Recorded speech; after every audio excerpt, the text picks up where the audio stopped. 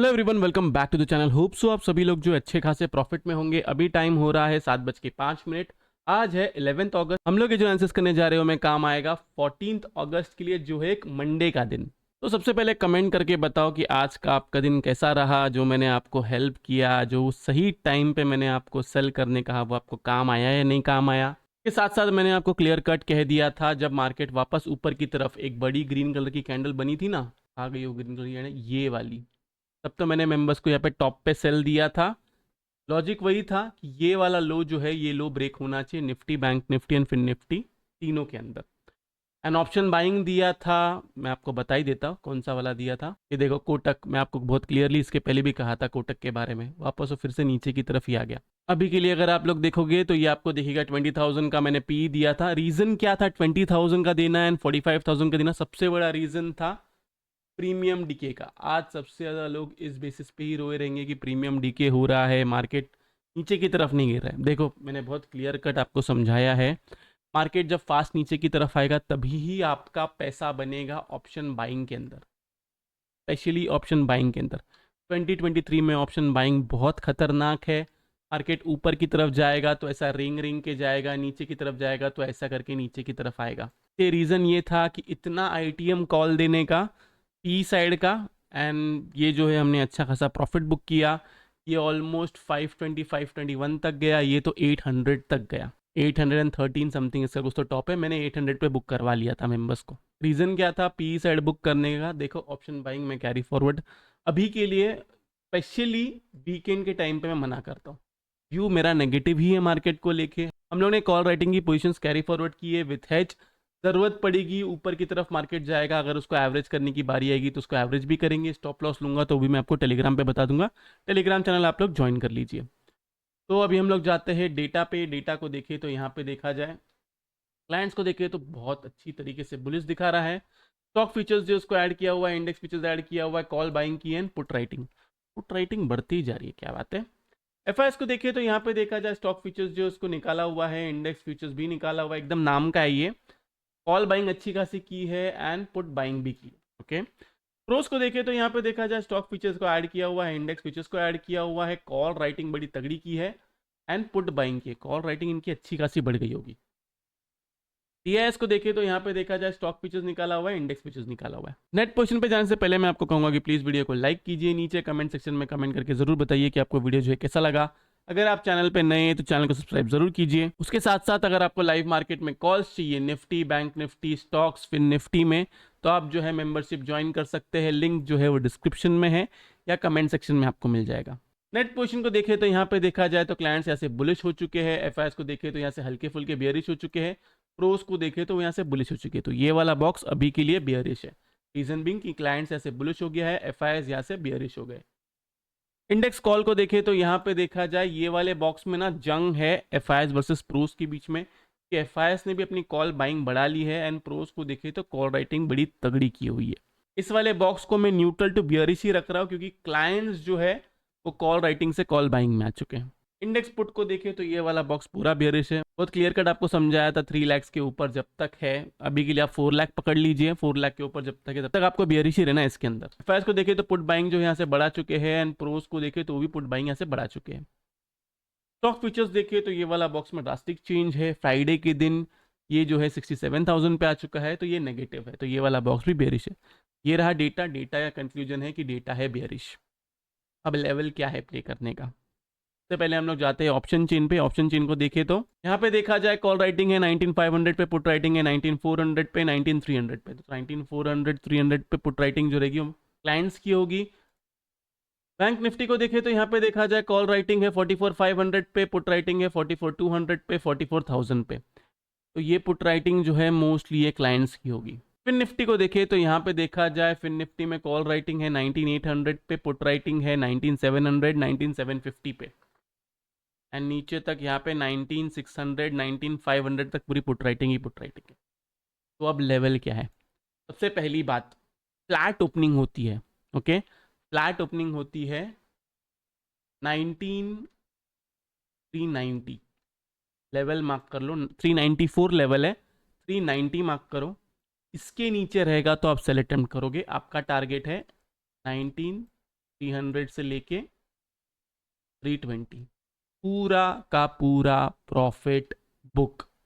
उसके बाद में फर्दर सेल आप तब करोगे जब 19272 है, 270 पकड़ लीजिए, इसके नीचे कोई 15 मिनट की कैंडल क्लोज होगी तो गैप डाउन होता है, तो 19270 आपका लेवल है। यहां से आपका टारगेट डायरेक्ट निकल के आता है 19200, 19150, पूरा profit book.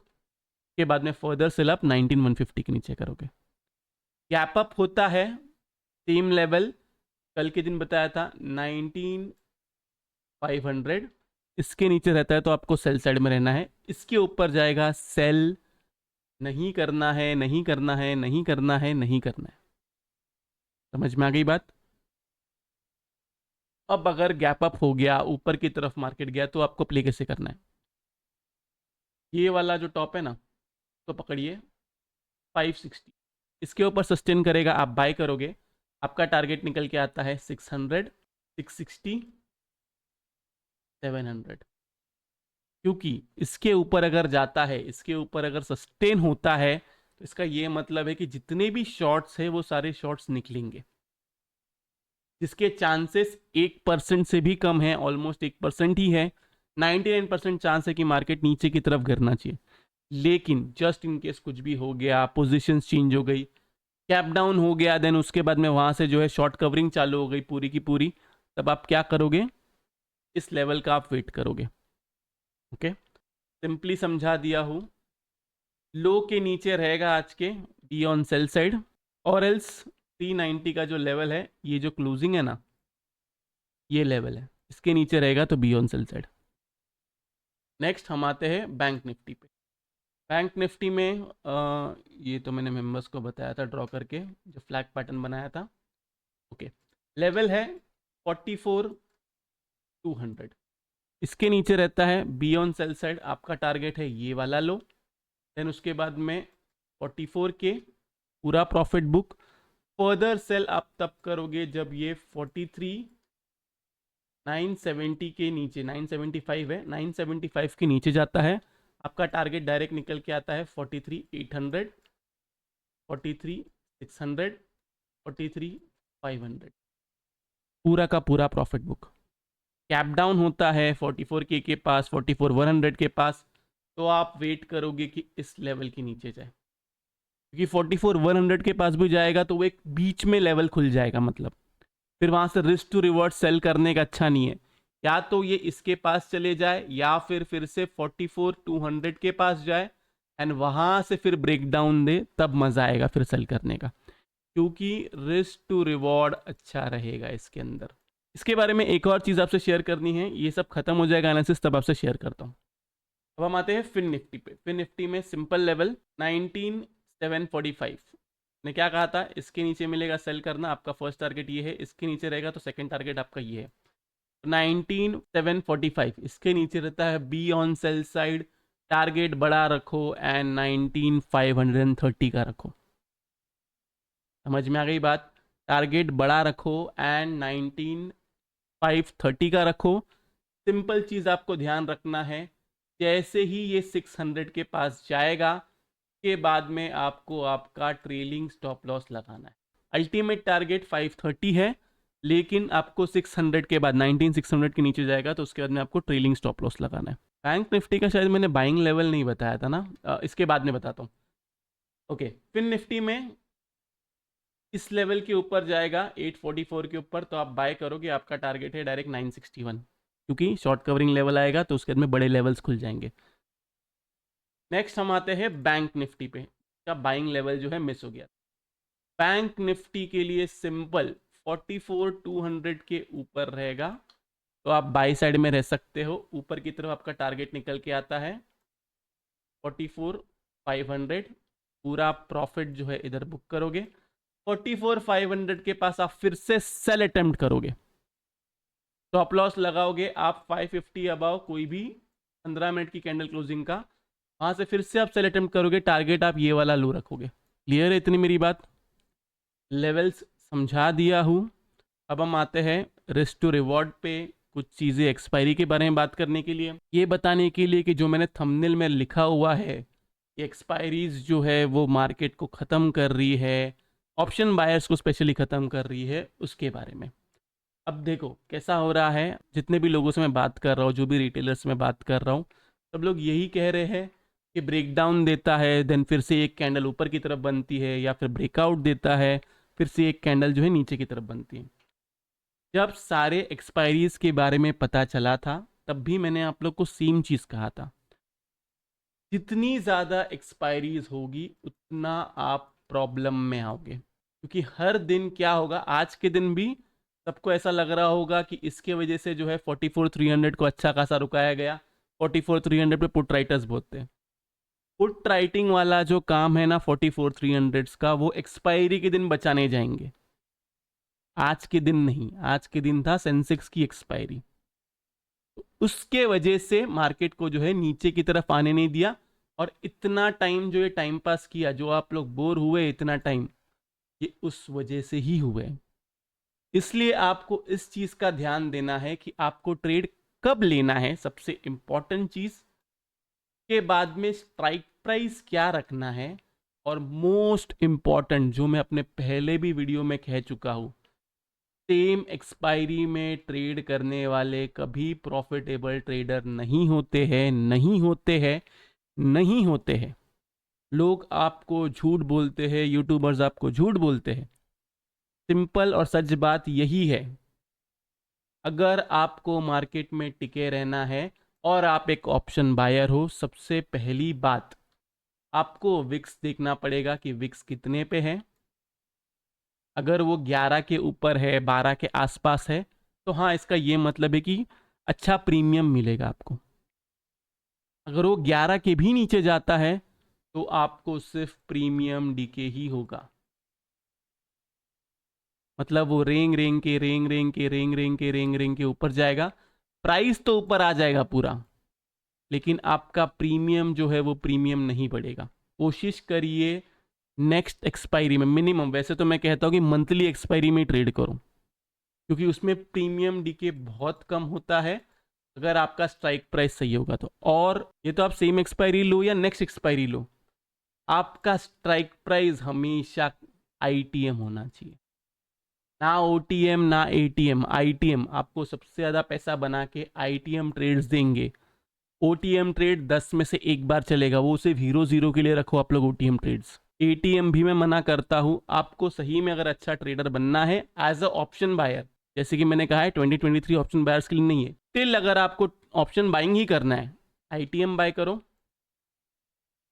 Expiry minimum next रखो या मंथली रखो फॉर अ सेफर साइड। अपना रिस्क टू रिवॉर्ड समझ लो। यहाँ से मैं सेल कर रहा हूँ। बेसिकली मेरा क्या लॉजिक था, यहाँ पे जब मैंने सेल अटेम्प्ट दिया था उसका लॉजिक ये था कि अगर यहाँ से अगर 500 के ऊपर जाएगा तो मेरा स्टॉप लॉस हिट है, नीचे की तरफ मेरा टारगेट 44,100 था, जो मैंने मेंबर्स को भी कहा था कि 44,100 से लेके 44K तक का टारगेट है। क्योंकि ये जो ये बना रहा था, ये जो ऐसा सा बन के ब्रेकडाउन देके रिटेस्ट करके फिर से नीचे की तरफ आया, इसका टारगेट वो निकल रहा था। अगर आपको ट्रेड लेके बैठे रहने की आदत है तो ये आदत निकालो। ऑप्शन बाइंग में आपको क्विक इन एंड आउट करना पड़ेगा, फिर नहीं तो simple option selling with hedge करो और प्रीमियम खाओ, ज़्यादा फर्क नहीं है। प्रॉब्लम ऐसा होता है कि लोगों को कम प्रॉफिट देखा नहीं जाता, ज़्यादा लॉस देख लेंगे लेकिन कम प्रॉफिट लोग देख नहीं सकते। मैंने हर बार मेंबर्स को ऑप्शन बाइंग में भी जब प्रॉफिट कराया है, आज के दिन भी सेम चीज़ कहा मैंने उन लोग से, और ये सेम चीज़ आप लोग से भी शेयर करता हूँ।